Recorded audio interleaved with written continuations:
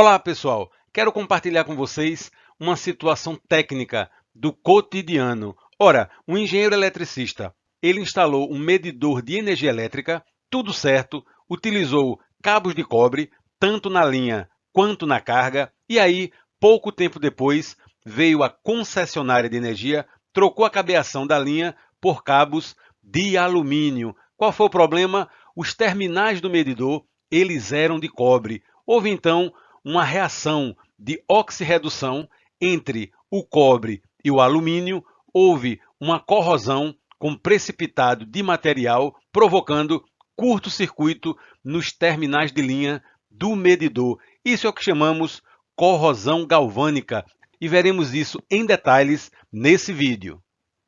A corrosão galvânica ela acontece quando dois metais diferentes estão em contato e quando surge um terceiro elemento, um eletrólito, por exemplo, a água, fazendo conexão entre os dois metais. Nesse caso, temos alumínio e cobre. Cada metal tem um potencial de redução diferente.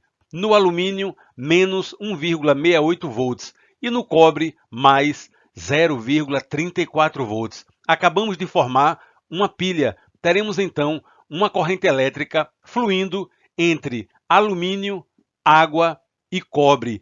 Nesse caso, teremos uma reação de oxirredução. O metal menos nobre, que no caso é o alumínio, ele irá oxidar e o metal mais nobre ele sofrerá reação de redução. O que significa isso na prática? O material menos nobre ele vai ser corroído e se depositará no material mais nobre, que é o cobre.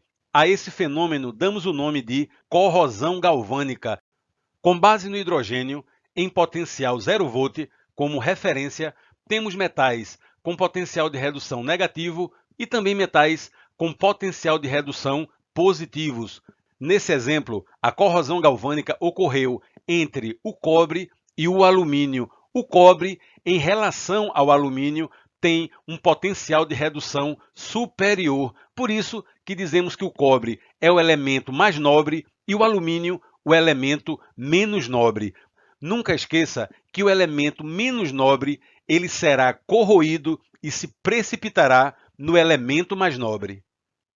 Temos agora um exemplo de corrosão galvânica, onde temos um cabo de cobre e conexões bornes em alumínio. Perceba então a corrosão galvânica. E outro exemplo, temos aqui uma chapa de zinco de um rufo de um telhado e um cabo de cobre para um sistema de proteção contra descargas atmosféricas, o SPDA. Observe então que o elemento menos nobre, que é a chapa de zinco, sofreu corrosão e se depositou no cobre.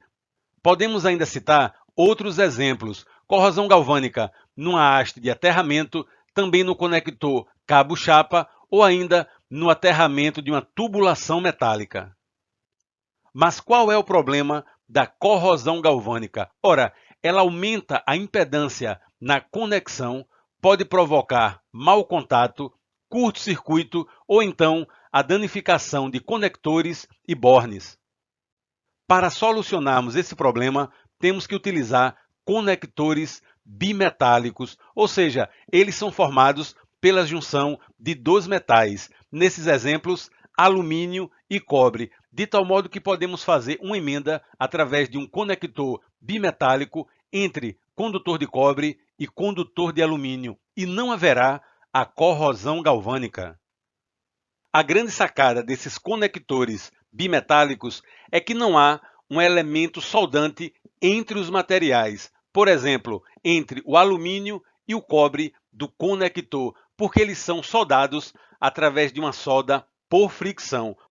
Já nessa por fricção, o atrito gerado entre os materiais a serem soldados, um em movimento e outro estático, os aquece só até que se tornem maleáveis, e não até o ponto de fusão. A rotação é então interrompida e uma grande força axial é aplicada no eixo, deformando plasticamente os materiais e os unindo. É similar ao processo de aquecer dois metais em uma forja e depois uni-los a marretadas. Após finalizada, a região se esfria em poucos segundos.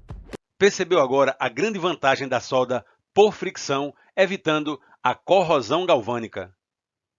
Voltando então àquela situação do início do vídeo, qual foi a solução? Ora, em relação ao cabo de cobre, nada foi modificado, mas em relação ao cabo de alumínio, foi utilizado então um conector bimetálico. Perceba então que através de um simples conector bimetálico se resolveu o problema da corrosão galvânica. É isso aí, pessoal. Forte abraço e bons estudos!